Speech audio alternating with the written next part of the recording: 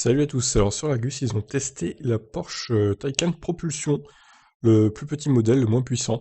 Alors voyons ce que ça donne, ils ont fait leur parcours habituel de 249 km, avec 109 km d'autoroute et le reste en route du coup. Voyons donc leur compte rendu. La Taycan n'a pas eu les pattes coupées en dépit de son lancement en mars 2020 au début de la pandémie en Europe. 20 015 modèles ont été livrés l'an passé et 527 ont trouvé preneur en France à un prix moyen de 158 000 euros. Sur notre marché, elle se vend 2 fois plus que la Panamera, c'est dire à quelle vitesse les comportements changent. Il faut dire que la Porsche Taycan électrique n'a pas fait dans la demi-mesure avec une gamme complète, 4S Turbo et Turbo S et des performances impressionnantes en version Turbo S pour asseoir son autorité parmi les sportives à batterie. Pour 2021, la gamme s'étoffe d'une version d'entrée de gamme simplement nommée Taycan, un seul moteur électrique, 2 roues motrices, puissance de 326 chevaux et prix de 86 254 euros, avec une batterie de 79,2 kWh. Alors ils ont soumis ce modèle à leur parcours dédié, voilà, pas de séance de sport donc pour cette Taycan propulsion, mais une conduite dans le respect des limitations de vitesse comme l'impose le protocole d'essai de 249 km. Le modèle est équipé de la batterie optionnelle Performance Plus d'une capacité brute de 93,4 kWh, donc 83,7 kWh utile, ce qui porte sa puissance à 380 chevaux, 476 en pic. Et le prix du coup 93 026 euros. C'est quand même 7 000 euros de plus avec cette batterie longue range, entre guillemets.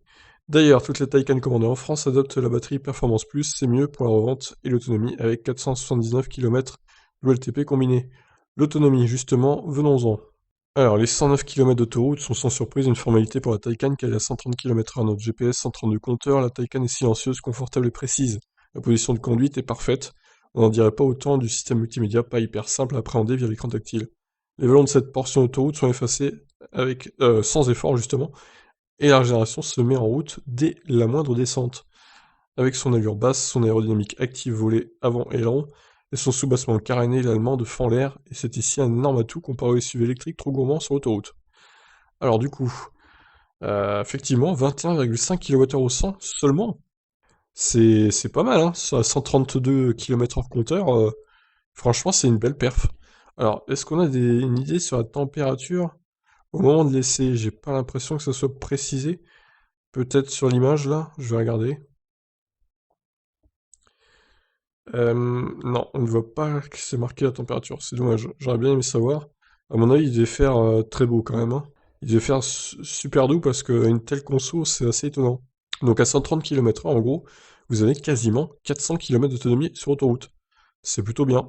Donc ils ont consommé 28% de la batterie. C'est proche de la petite idée Volkswagen Up que nous avions mesuré à 21 kWh et un peu mieux que la Model 3 en autonomie 21,8 qui fait référence chez les routiers électriques. Bon après, ça dépend du climat encore une fois, hein. Vous mettez la Taycan à moins 2 degrés ou moins 3, c'est pas pareil, hein. Avec sa consommation et sa grosse batterie, la Taycan Propulsion peut avaler 389 km d'autoroute. Pas de souci donc. Entre deux bornes de recharge à haut débit, évidemment, il ne faut pas taquiner la pédale de droite, même si c'est très tentant. À noter que notre test s'est déroulé dans les conditions... Ah, merci, voilà. C'est ce que je voulais savoir. Eh oui, 23 degrés. Eh oui, c'est bien de le préciser aussi, quoi, hein. Mais bon, c'est pas la température la plus chaude. À 30, elle pourrait peut-être faire mieux, quoi, entre 25 et 30. Nous repartons de la borne Unity avec la batterie chargée à 96% pour le retour via les petites routes. Comme sur l'autoroute, le mode de conduite est calé en normal et non éco. Sur ce trajet composé de routes avec des vitesses comprises entre 70 et 110, des traversées de village, il suffit de caresser l'accélérateur. Bon bref, on passe. Une touche facile d'accès sur le volant permet d'augmenter la régénération de la batterie dans les phases de décélération et l'absence de moteur électrique sur l'essieu avant autorise un gain de 90 kg, favorable à la conso. Les enchaînements de virages mettent en exergue le dynamisme de cette berline basse. La direction est un régal de ressenti et de précision, et la caisse vire à plat tout en restant toujours confortable. Merci à l'amortissement piloté, il y va en série. Alors sur route, 15,2 km au 100, autonomie estimée 552 km. Incroyable, belle perf encore une fois, hein.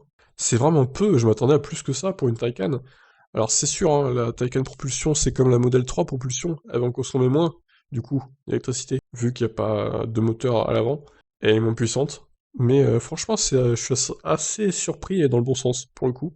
Les roues arrière directrices, option à 2352 euros, participent à l'agilité, mais à notre rythme, elles ne sont franchement pas indispensables. Le seul bémol vient de quelques à-coups à basse vitesse en provenance de la boîte de vitesse et de rapport. C'est vrai qu'il y a une boîte de vitesse et de rapport aussi. Pas de quoi égratigner notre enthousiasme, surtout qu'à l'arrivée, la consommation est excellente. Seulement 25% de la batterie consommée, Conso à 15,2 kWh à 100, c'est comparable à la conso de la Spring sur le même parcours, et proche de la Volkswagen ID3. Avec nos conditions optimales, l'autonomie atteint 552 km, c'est mieux que la valeur combinée du WLTP. C'est assez impressionnant même. Comme quoi, ils ont quand même réussi à faire une Porsche Taycan efficiente. Bravo à eux, parce que c'était pas gagné. La Taycan de base est dotée d'un chargeur de 150 kW en série, mais trouver une borne d'une telle capacité est encore compliqué. Lors de notre charge sur une borne Unity de référence, nous avons récupéré 44% de batterie en 28 minutes. Ah bah oui, hein, c'est pas les 30 kW de la Spring, hein, du coup. A noter que les Taycan peuvent désormais recevoir un chargeur AC de 22 kW en option, 1680 € en remplacement du 11 kW. Pas mal. Le câble pour se brancher sur le secteur est fourni en série, mais la charge se compte alors en dizaines d'heures, forcément vu la batterie. 380 chevaux et 357 Nm de couple, ça fait beaucoup à digérer, en général pour les seuls warriors, surtout sous la pluie. Pour démontrer que cette Taycan ne cède pas un pouce à la sécurité par rapport aux versions à 4 roues motrices, direction le centre d'essai de Bosch, j'ai eu un cours.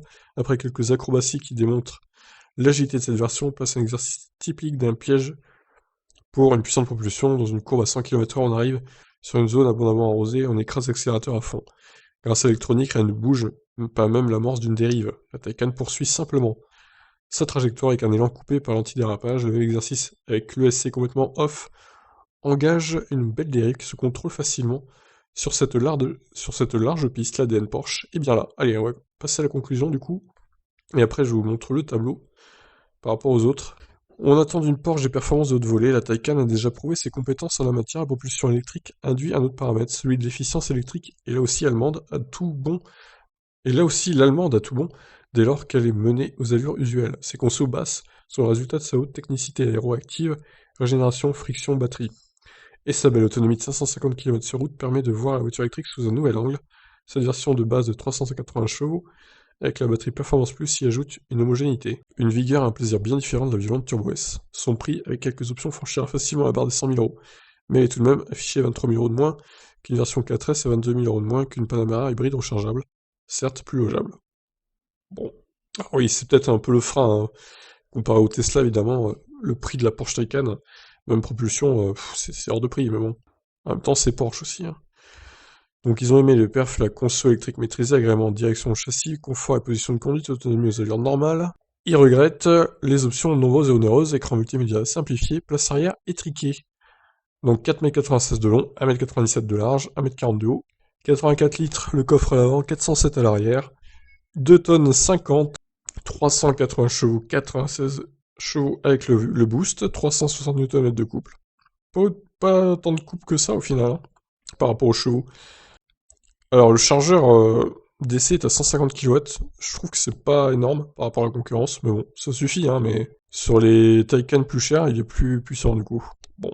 Alors le 0 à 100 en 5 secondes 4, par contre, c'est pas dingue, c'est pas dingue. Pour une Porsche, c'est pas la folie. Garantie de la voiture, 2 ans, kilomètres illimité, la batterie 8 ans, 160 000 km. Alors du coup, le petit tableau récapitulatif. Donc vous voyez, au final, sur autoroute, c'est quasiment la meilleure conso. Elle est même devant la Model 3 SR+, qui avait été testée en mai 2020, donc avec des températures, j'imagine, aussi pas mal. Donc franchement, c'est plutôt une bonne surprise. Bon, la Dacia, hein, elle compte pas, parce que clairement, c'est à 110 km/h, donc ça n'a rien à voir avec 130, hein. À cette vitesse, c'est pas du tout les mêmes scores. Elle frôle la console de la ID3 aussi. Bon, c'est assez efficiente, hein, cette Porsche Taycan propulsion. Bon, par contre, sur route, hein, ça reste évidemment la Yup, hein, qui est première. On va dire que la Taycan est dans la moyenne des autres, finalement.